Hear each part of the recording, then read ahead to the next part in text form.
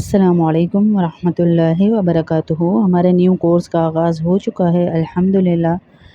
ہم نے تعلیم الاسلام کا بھی پیریڈ لے لیا اور الحمدللہ تجوید کا بھی پیریڈ ہو چکا۔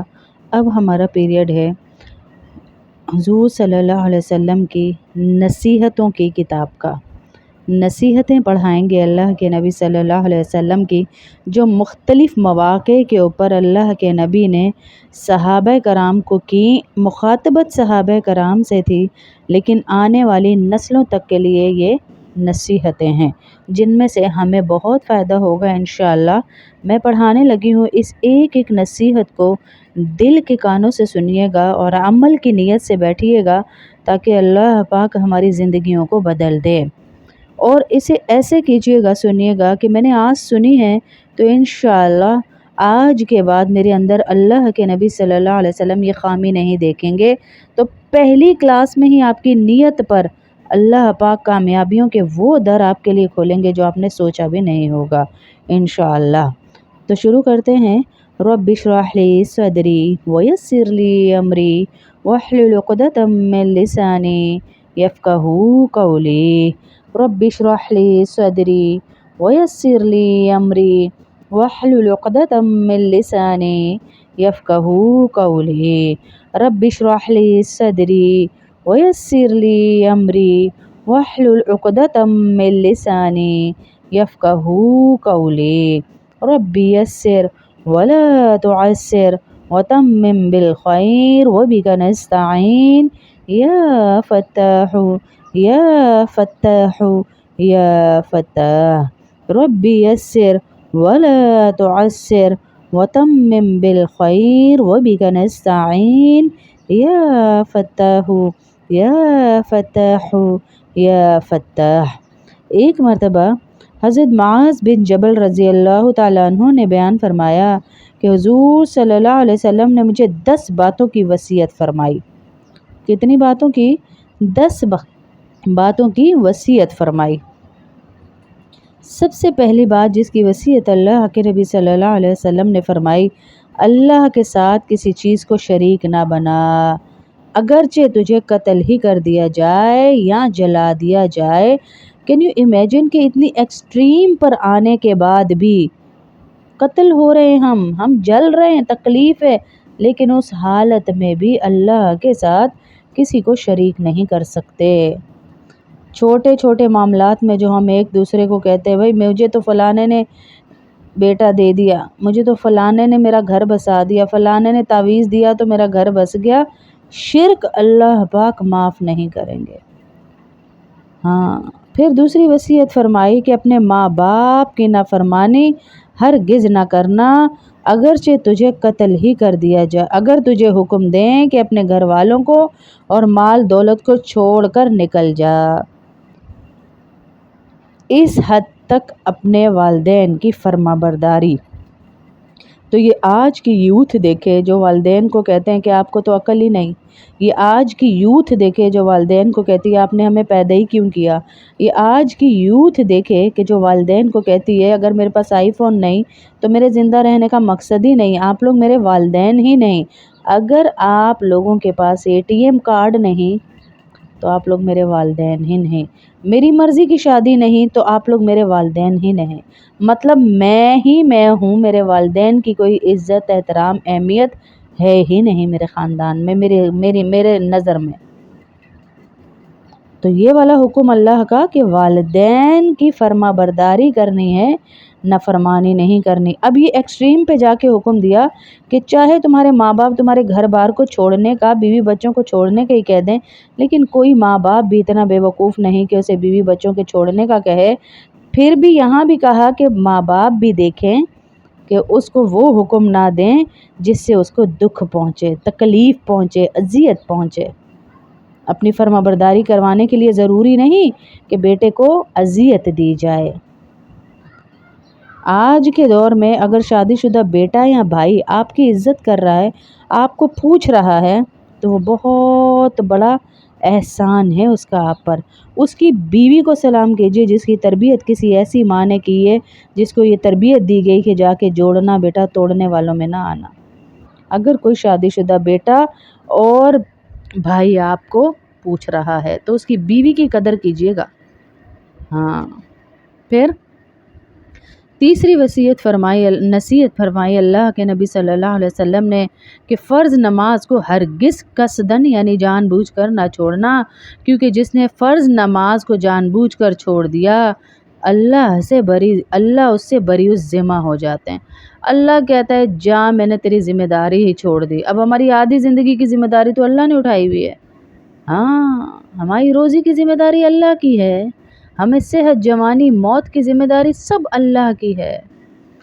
اللہ نے ہماری ذمہ داری اٹھائی ہوئی ہے تو ہم روٹی کھا رہے ہیں جی، میرے کمانے سے تھوڑی کھا رہے ہیں، وہ تو اسباب بنائے اللہ نے۔ ہاں، اللہ نے ہی ذمہ داری اٹھا لی تو در در کی ٹھوکریں کھائیں گے۔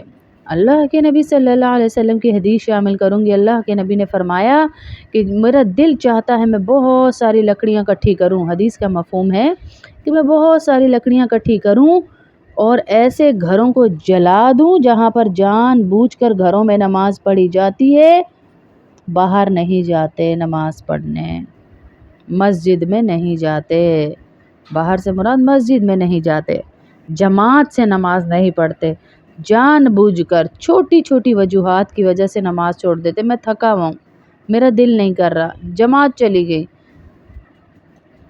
آفس آپ سے میلوں دور ہے، آپ وہاں ٹائم پہ پہنچے ہوئے ہوتے ہیں، مسجد میں آپ ٹائم پہ یہ سامنے مسجد اور آپ ٹائم پہ نہیں جا پاتے۔ فرض نماز نہ چھوڑنا، یہ اللہ کے نبی نصیحت کر رہے ہیں، یقیناً کوئی نہ کوئی حکمت، اور انسان ایک نماز چھوڑتا ہے تو جہنم کے دروازوں پہ سے ایک دروازے پر اس کا نام لکھ دیا جاتا ہے۔ شراب ہرگز مت پینا، تیسری نصیحت کہ شراب ہرگز مت پینا، کیونکہ وہ ہر بے حیائی کی جڑ ہے۔ شراب کے نشے میں آپ زنا بھی کریں گے، شراب کے نشے میں آپ قتل بھی کر دیں گے، شراب کے نشے میں آپ بہت ساری بے حیائیاں کر گزریں گے، کیونکہ ہوش تو ہے نہیں نا جی۔ اور جب انسان شراب پیتا ہے تو وہ ایمان سے خارج ہو کر ہی پیتا ہے، ہوش میں نہیں ہوتا وہ۔ پھر فرمایا گناہ سے بچ اور بچنا بھی چاہیے، کیونکہ گناہ کی وجہ سے اللہ کی ناراضگی ہو جاتی ہے، اللہ ناراض ہو جاتے ہیں، اللہ کی ناراضگی نازل ہوتی ہے۔ جو شخص بھی کیا کرتا ہے؟ گناہ کرتا ہے۔ اب ہم غیبت کو تو گناہ ہی نہیں سمجھتے، وہ تو ہماری عادت ہے نا جی۔ الغیبت اشد من الزنا، اللہ کے نبی صلی اللہ علیہ وسلم نے کہا غیبت زنا سے بھی بری چیز ہے۔ ہاں، زنا سے بری چیز ہے، اس لیے کہا کہ اپنی حفاظت کرو اور گناہ سے بچو، میدان جہاد سے مت بھاگنا اگرچہ تمہارے سارے ساتھی ہلاک ہو جائیں۔ پھر کہا جب لوگوں میں وبائی موت پھیل جائے تو وہاں موجود رہنا، وہاں سے مت بھاگنا اگرچہ کچھ بھی ہو جائے۔ وبائی امراض پھیلنے کی صورت میں اس لیے کہا کہ وہاں سے نہیں بھاگنا، کیونکہ جب کوئی مر جائے گا تو اس کا کفن ہے، اس کا دفن ہے، سب لوگ ہی اگر وہاں سے بھاگ جائیں گے تو کچھ مرے ہوئے ہوں گے، ان کا کفن دفن کون کرے گا؟ جو بچ جائیں گے وہ تو یہاں سے نکل جائیں گے، اس صورت میں کہا۔ اور دوسری صورت یہ ہے کہ آپ کو اگر کسی وبائی بیماری سے آپ کی جان چلی جاتی ہے تو آپ کو شہادت کا رتبہ ملتا ہے۔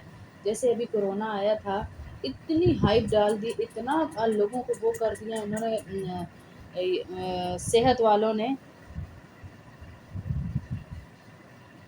امریکہ نے، روس نے، ادھر سے ادھر سے، یہ WHO کیا سیاپا ہے یہ، اس نے کہ بھائی اب جو ہے دنیا مرنے لگی ہے، مر جائیں گے سارے۔ ارے مسلمان کو ایمان مکمل کر کے رہنا چاہیے، ایمان پہ پختہ رہنا چاہیے کہ میرے اوپر اگر کوئی وبائی بیماری آئی بھی تو میں تب بھی شہید ہی کہلاؤں گا، میں تب بھی شہید کہلاؤں گا۔ 8واں نمبر ہے نصیحت اللہ کے نبی صلی اللہ علیہ وسلم کی کہ جن کا خرچہ تجھ پر لازم ہے، بیوی بچے، ان پر اپنا اچھا مال خرچ کرنا، بیوی بچوں پر اچھا مال خرچ کرنا۔ اور 9ویں نصیحت ہے ان کو ادب سکھانے کے پیش نظر ان سے اپنی لاٹھی ہٹا کر مت رکھنا، یعنی تھوڑا سا روب دبدبا ہر چیز دیں۔ اور 10واں نمبر ہے کہ ان کو اللہ کے احکام و قوانین کے بارے میں ڈراتے رہنا۔ یعنی ڈراتے رہنا، یہ نہیں کہ بس آپ نے لاڈ کیا پیار کیا تو اس میں 24 گھنٹے جو ہے اللہ سے دور بچے، غفلت کی زندگی، موبائل لیپ ٹاپ زندگی سے دور، پارٹیاں اور ادھر آنا اور ادھر جانا۔ اللہ سے ڈراتے بھی رہنا، اللہ کے احکامات کے بارے میں ان کو بتاتے بھی رہنا، ہر چیز کے بارے میں، نماز کا وقت ہے، قرآن کا وقت ہے، اس کے بارے میں بتاتے رہنا۔ یہ ہیں 10 نصیحتیں اللہ کی، کہ اللہ کے نبی صلی اللہ علیہ وسلم کی، کہ تمام لوگ اپنے گھروں میں یہ نصیحتیں اپنے اوپر اپلائی کریں۔ اور بچیاں جو کورس میں عورتیں شامل ہیں، ساری بہنیں مائیں میری سب اپنا ایک رجسٹر بنائیں، اللہ کے لیے 10 20 روپے 50 روپے 500 600 1000 خرچ کریں گی، مارکر لیجیے اپنے اللہ کے لیے، پین لیجیے نیو اپنے اللہ کے لیے، کلرفل سا اپنا ایک خوبصورت سا رجسٹر بنائیے، اس پہ لکھیے علم دین کورس، ڈیٹ لکھیے، اور اس ڈیٹ میں یہ ساری کتابوں کے نام لکھیے۔ اب ہم جو کتاب یہ جو میں نے پڑھائی ہے یہ تھی حضور صلی اللہ علیہ وسلم کی نصیحتیں، ان کا اوپر ہیڈنگ ڈالیے اور نیچے یہ 10 نصیحتیں لکھیے، تاکہ اللہ کے نبی صلی اللہ علیہ وسلم کی ساتھ آپ کی نسبت جڑ جائے۔ جو بھی کورس کوئی علم دین کا کرتا ہے تو وہ ہماری نسبت جڑ جاتی ہے، اس نسبت کے جڑنے کے لیے آپ ساتھ ساتھ یہ لکھتے جائیں گے انشاءاللہ، تو اللہ کے ہاں بڑی قدر ہے اس کی انشاءاللہ اپنی بچیوں کو لگائیے ساتھ، خود لگیے، اپنے اہل و عیال کو لگائیے۔ اللہ پاک میری دعا ہے جو اس کورس میں شامل ہے ان کے سینوں کو کھولتا جائے اور انہیں ڈھیروں ڈھیر اجر عطا فرمائے، آمین اللہم آمین، وآخر دعوانا ان الحمد للہ رب العالمین۔